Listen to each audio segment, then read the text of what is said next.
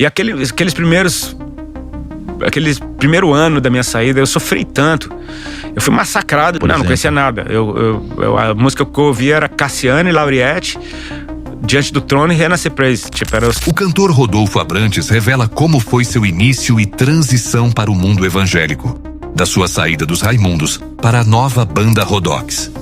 Deixe seu like, seu comentário, se inscreva e compartilhe. Minha vida começou em 2001.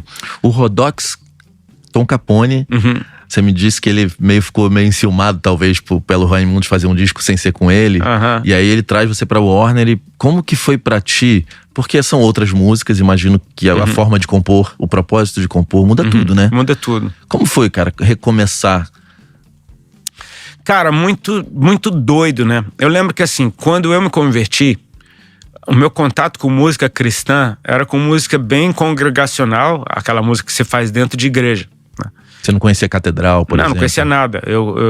A música que eu ouvia era Cassiano e Lauriette, Diante do Trono e Renascer Praise. Eram os 4 CDzinhos que as irmãs tinham me dado. Era isso que tocava lá em casa. Era a música que me falava de Bíblia, de Deus. E assim, por mais que o estilo fosse completamente diferente do que eu estava acostumado a ouvir, era a letra, né? Sim. É cantar pra Deus. Aquilo pra mim era tudo. Eu me lembro que eu conheci o Apocalipse 16, do Pregador Lu. Hip hop, excelente, super bem produzido. Conhece, Pretinho? Falando rasgado de Deus, né? E eu lembro que eu falei disso numa entrevista. E aí o Lu entrou em contato comigo, aí eu fiz uma participação em 2 músicas com ele. Depois eu conheci o P.O.D., com a live na MTV. Meu Deus, cara, eu falei que música maravilhosa. O cara é cristão, velho. Aquilo ali era como se eu estivesse encontrando gente da mesma tribo. Cara, assim, você não tá só, né? Você não tá só. Só que, música sempre foi terapia pra mim, sabe? Eu escrevo melhor nos piores momentos mesmo.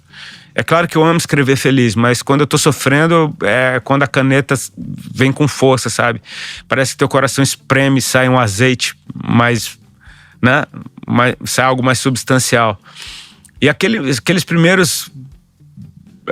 primeiro ano da minha saída, eu sofri tanto. Eu fui massacrado, assim, de todo lado.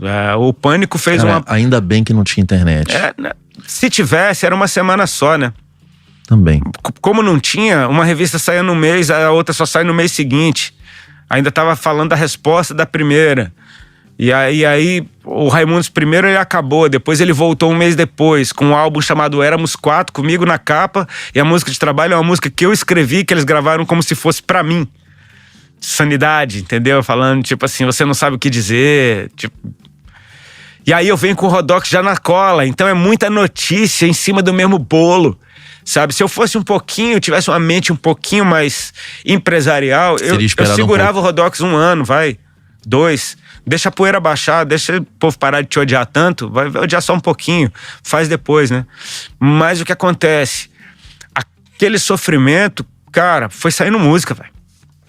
Saindo música. Do primeiro disco, qual que você mais gosta? Cara, predileta? A do Rodox? A primeira, né? A primeira que eu escrevi, chama Cego de Jericó.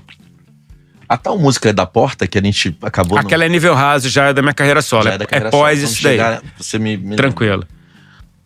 Essa música Cego de Jericó foi a primeira que eu escrevi, porque essa passagem foi a passagem que as irmãs leram na primeira reunião que eu participei lá em casa, né? Esse é o 2003, né? Qual é a música? 2 ou 3. Acho que é 2. O álbum chama Estreito. Não é esse álbum não, esse daí é o segundo. O Tom ficou de boa de gravar uma música cristã, digamos assim? Ficou. Também é uma porrada, né? A música cristã. Bota um pouco mais alto pra gente, Renatinho. É o som do crente. É a tua cara, né? Eu não tenho outra voz, né? Talvez eu não tenha ouvido esse disco, porque talvez eu tenha ficado meio puto também. Todo mundo, né? Puto não, mas era uma coisa meio... E o cara enlouqueceu, né? Nada a ver. Porque assim, tinha tudo pra ser uma comédia mesmo. Tinha tudo pra ser um cara que teve um surto, virei crente, daqui a pouco não sou mais. Como tantos fizeram. né? Eu entrego minha vida pra Jesus numa época que tinha muito artista se convertendo. Jogador de futebol. Tinha muito, tipo assim, muita gente com a carreira lá embaixo, aí vira crente, aí dá uma levantadinha, daqui a pouco abandona tudo. E a galera da igreja também ficava ligada nisso, sabe? Tipo assim, mano, será que esse cara não é mais um comédia? Só que a diferença é que eu não tava na baixa, minha carreira tava no auge, né? Então assim, pô, esse cara trocou de público, ele é o mais burro do mundo. Não era por isso. Eu tive uma experiência com Deus que mudou, cara, minha cosmovisão. Tipo assim, brother, é o bagulho da Matrix, entendeu? Uma vez você comeu aquela pílula lá que te abre os olhos, você não vê mais de outro jeito. Não tem como.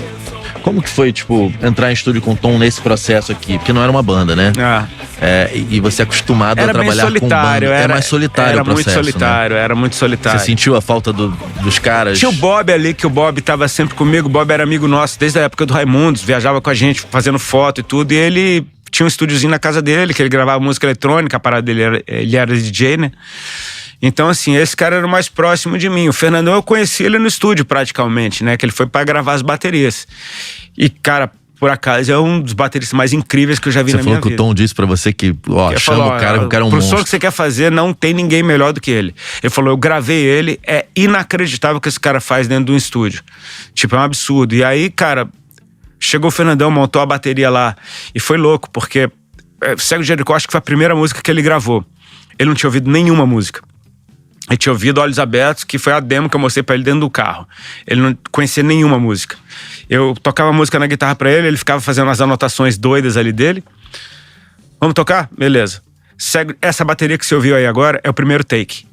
Ele matou, e gravado na casa do Tom ainda, não era a toca? Não, na sala. Se o cachorro latisse, tinha que gravar de novo. Se tocasse a campainha, tinha que gravar de novo. E tinha o labrador lá dele, né? Tinha o labrador. O Antônio tá lá até hoje ainda. E, cara, o Fernandão gravou todas as músicas desse álbum em 2 tardes, sem nunca ter ouvido nenhuma música. O cara é um fenômeno. Tipo assim, eu nunca vi eu precisava ver isso antes de morrer, sabe? Um baterista como ele. E a loucura que não tinha mais da maconha, da droga, etc.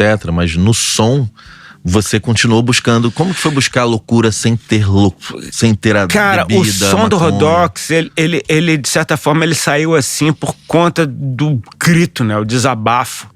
Assim, quando eu saí do Raimundos, o mundo, tipo, virou assim na minha cabeça. Parecia surreal o negócio.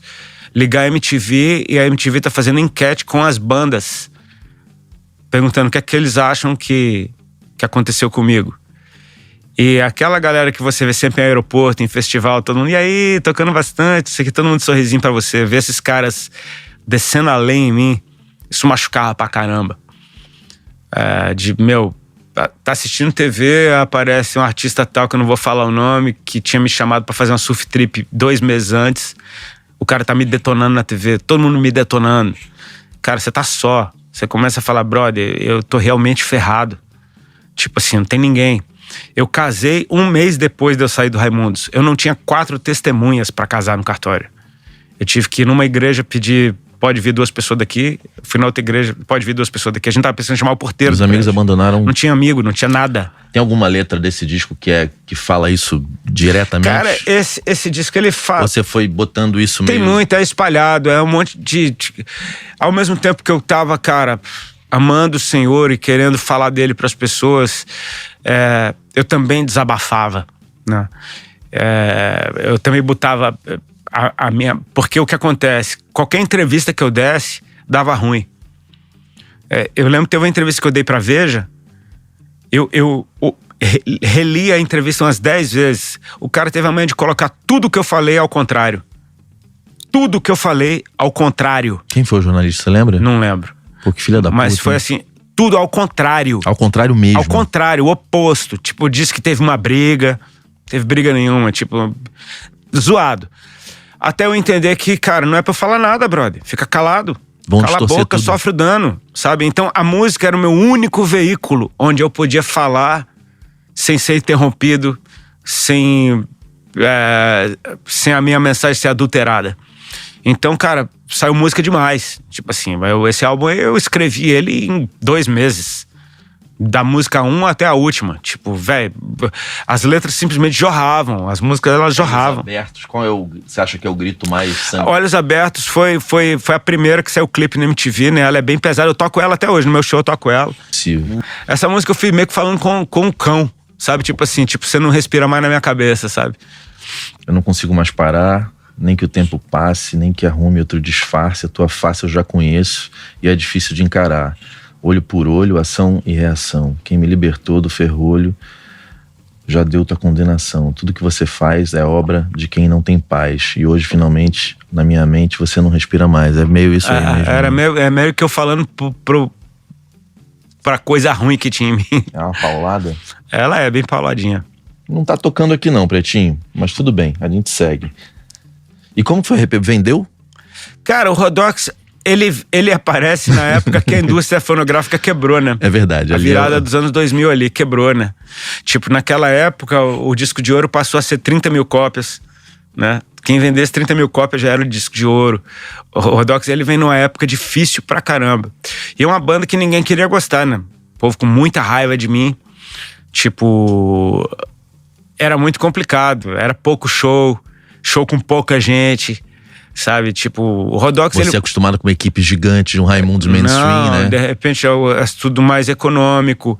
É gente da banda saindo no meio da parada. 2 caras da banda saíram ao mesmo tempo, na mesma semana. Você tem que arrumar um guitarrista e um baixista de última hora. Tipo, dá a impressão que nem quem tá com você é que tá acreditando em você, né?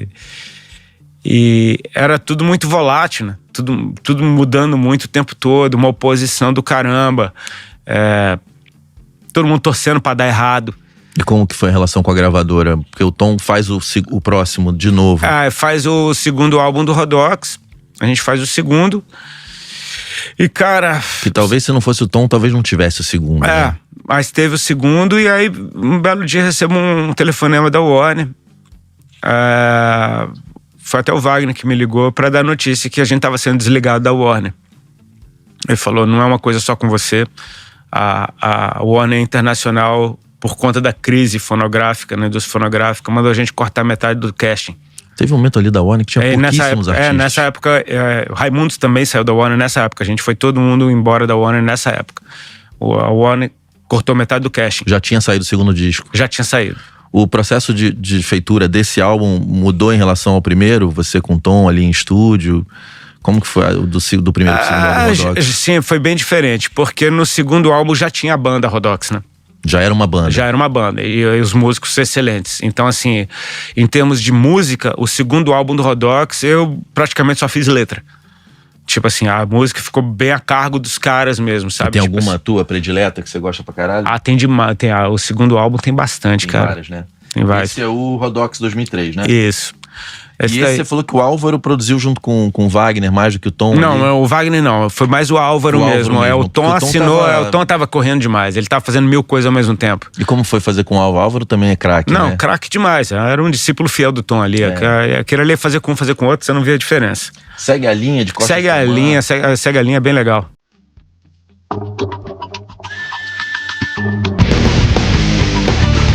Mais pesado que o Raimundo, né? Muito mais. O Rodox era bem mais pesado. A pena do Fernandão, né? O Fernandão é do hardcore mesmo, do metal, tipo monstro. Pedal duplo pra caramba, tipo monstro. E a galera representou nas guitarras, tom baixo das guitarras, né? Cara, tem uma mudança, obviamente, no discurso, mas, cara, não é careta, né? Nem um pouco. Nada careta. Nem um pouco. Tanto que hoje em dia tem uma campanha da galera ali, que qualquer coisa que eu poste, tem 10 mil caras falando volta Rodox, volta Rodox.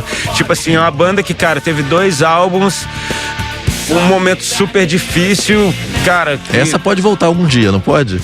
Cara, eu tenho tocado músicas do Rodox no meu show, né? Eu toco umas 5 músicas do Rodox no meu show. Inclusive, o último show que eu fiz foi em São Paulo agora. O Fernandão teve lá. Ele fez as músicas do Rodox comigo ali no final do show. Foi, um reencontro maravilhoso, cara.